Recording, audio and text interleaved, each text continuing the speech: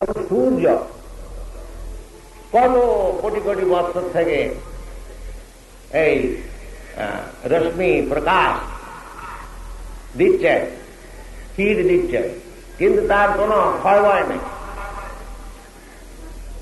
যদি একটা জড়বস্তুর এইরকম সম্ভব হয়, তাহলে ভগবান তার শক্তির দ্বারাতে অনন্ত কোটি ব্রহ্মাণ্ডের সৃষ্টি করলে তিনি নিরাকার হয়ে যাবেন। এটা কন্ডিশন। একজন বাপ এখনকার তো 5-10টা ছেলে বা 2-4টে ছেলে জন্ম দেয়, তাহলে 100 ছেলের জন্ম। ভরত মহারাজের পিতা ঋষভদেবের 100 পুত্র, ধৃতরাষ্ট্রের 100 পুত্র। এরা হচ্ছে বড় বড় রাজা, এদের কথাটা ইতিহাসে আছে। কারণ এটা কিন্তু এটা অনুমান করা যেতে পারে যে তখন সাধারণ লোক 100-200 পুত্রের জন্ম দিল। তখন পপুলেশন বৃদ্ধি হয়। এখন নিঃসন্তান হয়ে বা 2-1টা ছেলে জন্ম দিয়ে পপুলেশন বৃদ্ধি হয়েছে। এটা কি বিচারের বিষয়? যখন 100-200 ছেলের জন্ম দিত তখন পপুলেশন বৃদ্ধি হয়। এখন 2-4টে ছেলের জন্ম দিলেই পপুলেশন। তো এইসব বিচার আলাদা। তো ভগবান যেমন পিতা, যেমন 100 ছেলেরই জন্ম দিলে, কিন্তু সে পিতা নিরাকার হয়ে যাবে না, পিতার আকার হয়ে যাবে।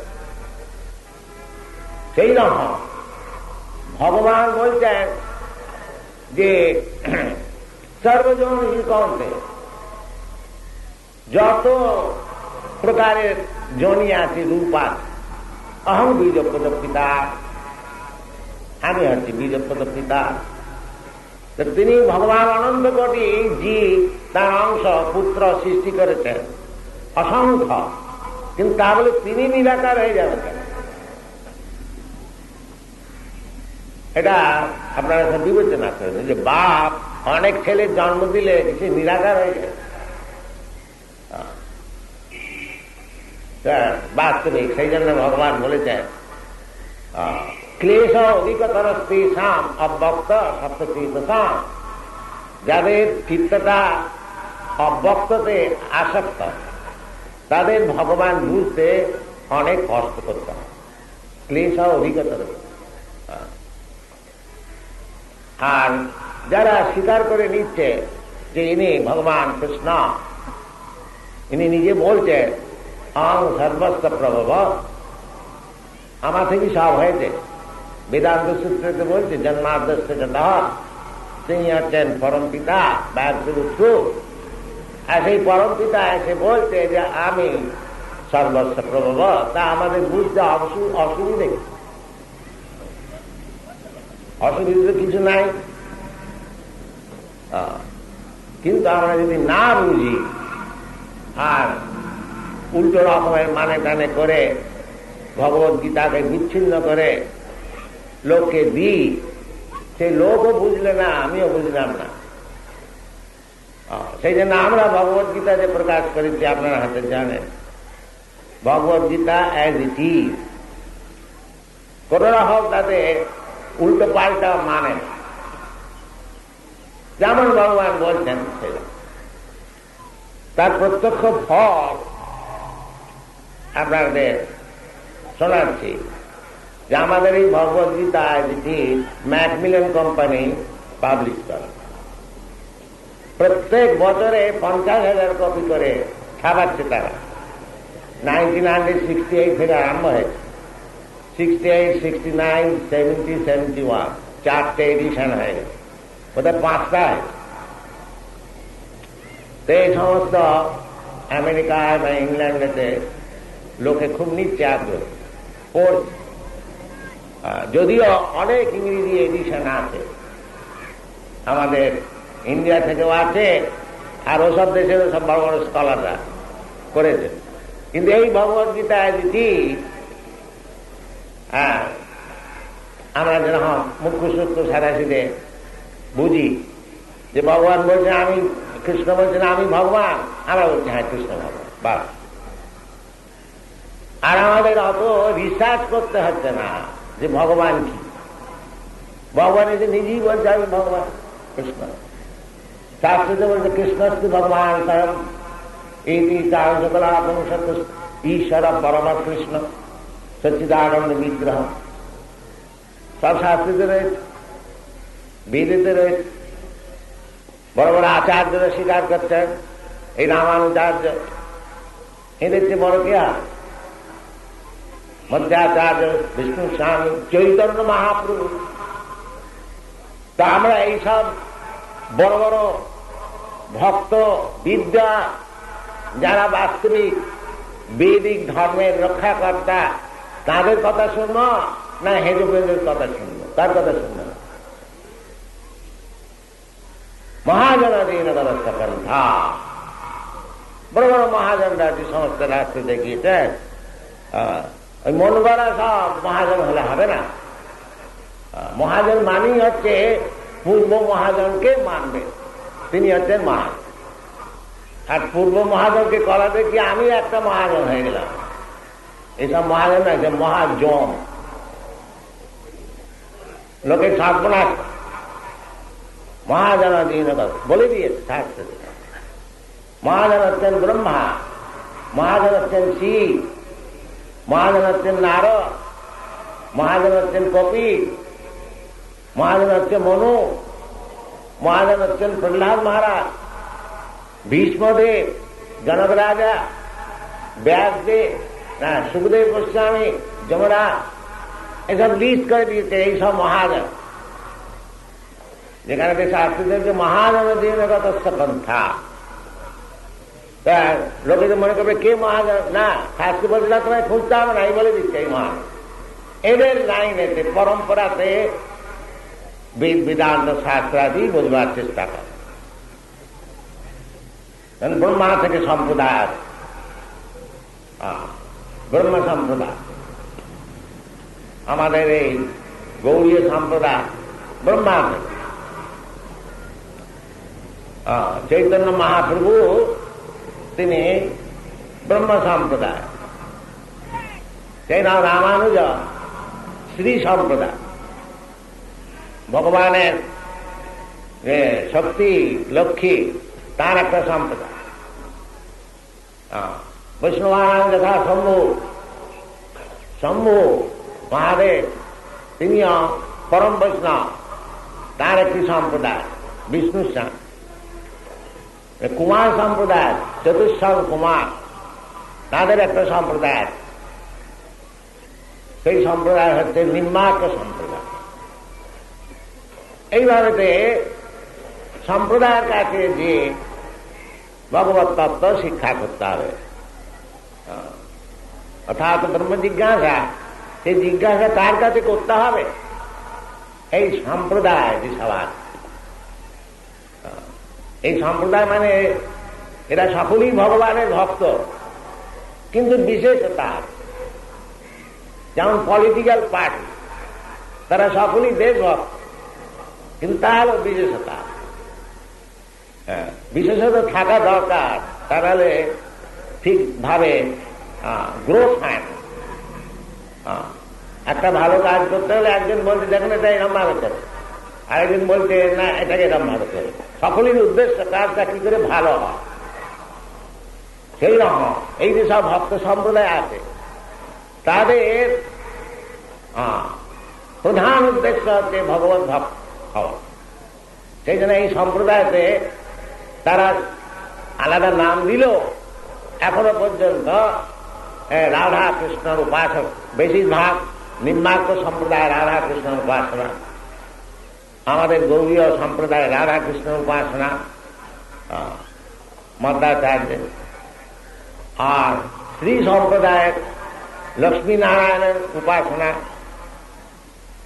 যেখানেই যে কোনো সম্প্রদায়তে যান, তারা সব ভগবানের উপাসক, তারা সব নিরাকারবাদী না, তারা সব ভগবানের উপাসক। চিন্তামণি প্রতর সন্মসু কল্প ব্রহ্মা, তিনি ব্রহ্মসংহিতাতে ভগবানের বর্ণনা করছেন যে ভগবানের রূপ কি। অনেকে বলে এই যে কৃষ্ণ রূপ হয়েছে এই আর্টিস্টের একটা কল্পনা, একটা বাঁশি দিয়ে দিয়েছে, বেশ সুন্দর চেহারা, শ্রীভঙ্গ মুরারি দাঁড়িয়ে আছে, না, এই আর্টিস্টের কল্পনা না, যে বৈদিক স্টেটমেন্ট। ব্রহ্মা বলছেন ব্রহ্মসংহিতা যে ভগবানের বিষয়, চিন্তামণি প্রকর সদমসু কল্প বৃক্ষ লক্ষাবৃতিষু সুরভীর বিপালয়ন্ত। ভগবান যেমন এখানে আমরা কুকুর টুকুর রাখি, ভগবানের একটা শখ আছে, কি না রাখার ভালো শখ, সুরভীর বিপালয়ন্ত। ভগবান যদি রাখার ভালো শখ করে হয়, আমি যে ছোট হয়ে গেল যে কৃষ্ণ এসব ব্রহ্মার সন্দেহ হয়েছিল যে আমার সেই ভগবান প্রভু এই বৃন্দাবনেতে এসে গরুচর, ইন্দ্রের সন্দেহ হয়েছে। এটা কথা ভাগবতে তা আছে, আপনারা সব জানেন। তো মুহ্যন্তি যত্র সুরয়, ভগবানের বিষয়তে বড় বড় বিদ্যান সব মুহ্যমান হয়ে যায়, বিলডার কি ব্যাপার। কিন্তু ভগবানের ভক্ত তারা সব বুঝতে পারে। যেমন প্রহ্লাদ মহারাজ আর তার পিতা হিরণ্যকশিপু, পিতা হল মহানাস্তিক আর পুত্র হল বৈষ্ণব শ্রেষ্ঠ মহাজন। যখন ভগবানের আবির্ভাব হল, হিরণ্যকশিপুকে মারবার জন্যে নৃসিংহদেব সেই ভয়ঙ্কর মূর্তি দেখে সেই হিরণ্যকশিপু তার কাছে কিছুই না, চট করে গলাটা ধরে কোলেতে ফেলে নখ টক দিয়ে তখনই হত্যা করে দিল। সেখানেতে হিরণ্যকশিপুর মতন এত বড় একদম বিরাট দানব, সে ভয় পেলে, কিন্তু প্রহ্লাদ মহারাজ ভয় পেলেন। প্রহ্লাদ মহারাজ বলছেন, এসব স্তোত্রেতে আছে যে ভগবান আপনার এই যে ভয়ঙ্কর রূপ, এটা থেকে আমি ভয় পাচ্ছি না। প্রহ্লাদ মহারাজ বলছেন যে আপনি এবার আপনার ক্রোধ সম্বরণ করুন। সব দেবতারা ভয় পেয়ে গেছে, সমস্ত জগতের লোক ভয় পেয়ে গেছে, আপনার যা উদ্দেশ্য আমার পিতা হিরণ্যকশিপুকে মারা, সে তো শেষ হয়ে গেছে। এবারে আপনি আপনার ক্রোধ সম্বরণ। তারপরে শ্লোক কি আছে যে প্রহ্লাদ কি তার ভয় পেয়ে গেছিল, তারপর শ্লোক কি আছে, প্রহ্লাদ বলছে যে আপনার এই উগ্র মূর্তি দেখে আমি মোটেই ভয় পাই, আমার কিন্তু ভয় আছে একটি, এই সংসার, এই সংসারে আমি ভয় পাই। যেই যে জন্ম জন্মান্তর আমাকে এইরকম ভাবেতে দীপিতে এই সদাবাদ, এইটা আমি ভয় পাই। আপনার এই উদ্যমত্ব থেকে আমি ভয় পাই দেখছি। কিন্তু আমরা এই সংসারে কোনো ভয়ই করি না, যাই হবে পরে দেখা যাবে মরবার পর, এখন তো ভোগ করে না, মোটেই ভয় করি। কিরম পাগল, পিশাচি পাইলে যেন মতিচ্ছন্ন হয়, মায়াগ্রস্ত জীবের সেই দশাও বলে। পিশাচি ভূতে পেলে, আপনারা অনেকে দেখেছেন হাত ভূতে পাওয়া, যা তা আবল তাবল বলছে। সেই রকম আমরা সব ওই ভূতে পাওয়া পিশাচি মায়া এর দ্বারা গ্রস্ত হয়ে নানান রকম আবল তাবল বলছে। ভগবান নেই, ভগবান মরে গেছে, আমি ভগবান, তুমি ভগবান, ভগবান আবার কোথায় খুঁজছো, ইত্যাদি ইত্যাদি ইত্যাদি অনেক রকমের সব থিওরি আছে, ফিলোসফি আছে। এদেরকে চৈতন্য চৈতামৃত এক জায়গাতে লিস্ট করে বলে দিচ্ছে যে পিশাচি পাইলে যেন মতিচ্ছন্ন হয়, মায়াগ্রস্ত জীবের সেই দশা যা তা বল। কিন্তু ওইরকম ভাবে তো ভগবানকে বুঝতে হবে না। এই ভগবান যেমন নিজে বুঝিয়ে দিচ্ছেন, সেইরকম ভাবে বুঝেই ভগবত তত্ত্ব জ্ঞান হবে।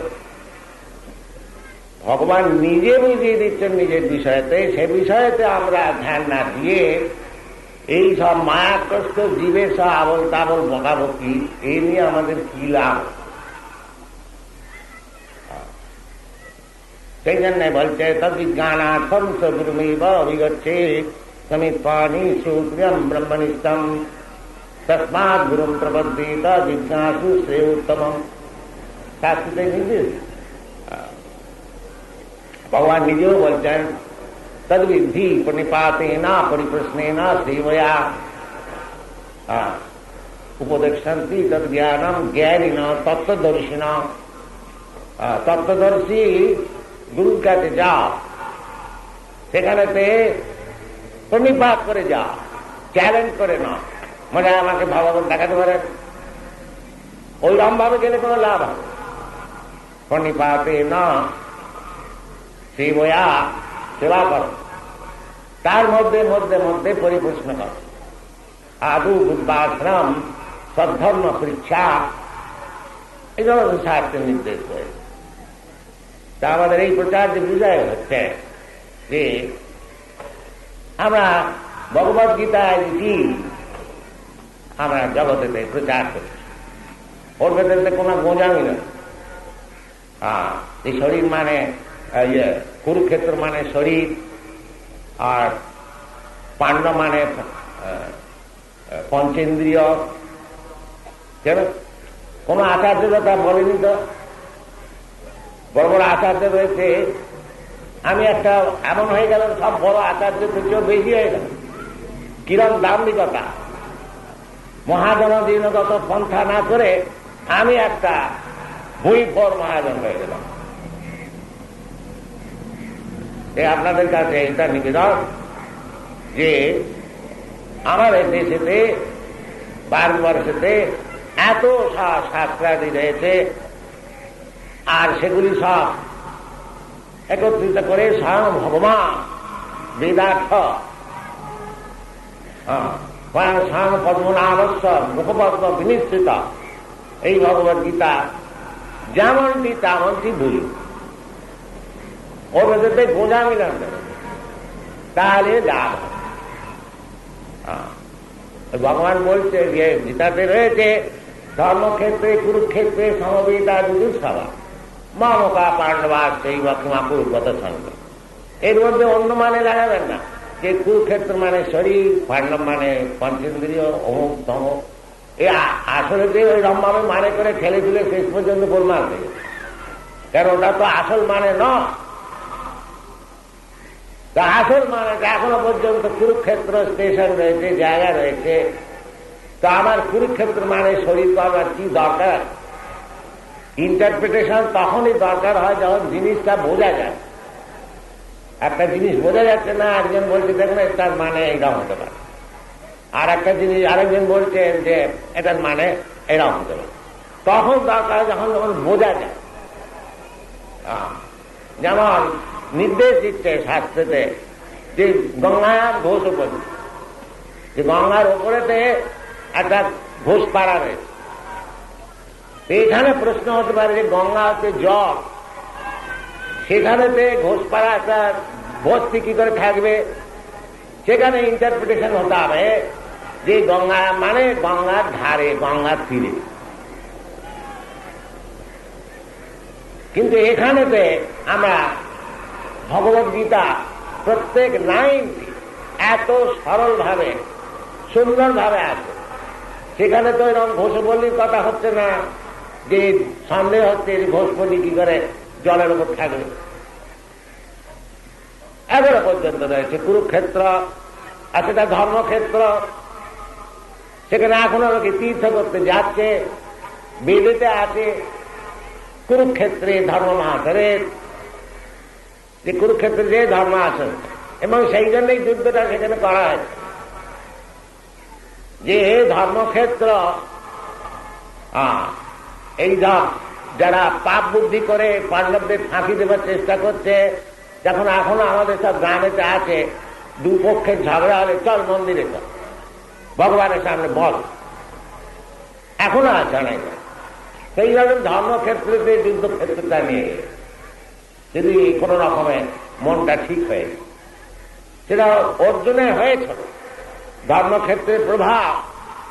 অর্জুন বলছে যে শ্রীকৃষ্ণ থাকবে, আমার আর যুদ্ধ করে দরকার নেই, ওরাই ভোগ করুক, এত মারপিট করে আত্মীয় স্বজনকে মেরে আমার দরকার। কারণ তিনি একজন ধার্মিক, ধর্মক্ষেত্রে যে ধার্মিকের মনটাই আরো ভালো। অধার্মিকেরও হয়, কিন্তু যদি মহা অধার্মিক হয় তার হওয়া মুশকিল। যেমন অনেক রোগটা খুব বেশি বেড়ে গেলে তার ওষুধ যেন কাজ করে না, কিন্তু বাস্তবিকতা ধর্মক্ষেত্রে। এবং ধৃতরাষ্ট্র সেটা সন্দেহ করছিল যে দুজনেই ধর্মক্ষেত্রে গেছে, মনটা তোদের পাল্টে গেল না, যুদ্ধটা তো বন্ধ হয়ে যায়নি। কিং অপূর্বতা সঞ্জয়, ওরা যে কি করলে প্রথমেই বলছে যে ধর্মক্ষেত্রে কুরুক্ষেত্রের সমবেতার যুদ্ধসভা, তারা সব যুদ্ধ করবার জন্য দু ভাইরা গেছে, মামকা পাণ্ডবাশ্চর্য, আমার ছেলেরা পাণ্ডুর ছেলেরা। তারপর তারা কি করলে দেখুন, যুদ্ধোৎসব বলতে যুদ্ধ করবার জন্য তো গেছে, আবার জিজ্ঞাসা করবার কি দরকার, তারপরে কি করবে, যুদ্ধই তো করবে না। তার সন্দেহ ছিল যে যুদ্ধক্ষেত্রে তো বটে গেছে, কিন্তু ধর্মক্ষেত্রে মেটামেটি করে নিলে না তো, ওইটা তার সন্দেহ। কিন্তু তিনি মেটামেটি চাচ্ছিলেন না। মেটামেটি করবার হলে তো অনেক আগেই হয়ে যেত, স্বয়ং কৃষ্ণ মেটামেটি করবার, কিন্তু সে চায় না। সে চায় যে যুদ্ধ হোক, আমার 100 ছেলে আর ওরা 5 ভাই, ওরা তো হেরেই যাবে নিষ্কাণ্ড। এই জন্য জিজ্ঞাসা করছে কি না করব। এর ভেতরে কোন যৌগিক ব্যাখ্যা, লৌকিক ব্যাখ্যা, দিক ব্যাখ্যা, যার ব্যাখ্যা নেই, সারা কিন্তু হিস্টোরিক্যাল ইনসিডেন্ট। কিন্তু দুর্ভাগ্য আমাদের, ওই আসল জিনিসটা বুঝবো না, বুঝতেও দেবো না, নানান রকম ব্যাখ্যা করে বাস। বহু প্রকারের সব গীতার ব্যাখ্যা চলছে, কিন্তু গীতার ব্যাখ্যা এক, যে ভগবান কৃষ্ণ হচ্ছেন ভগবান, আর তার চরণেতে মাথাটা ঝুঁকিয়ে দেওয়াই একমাত্র কাজ।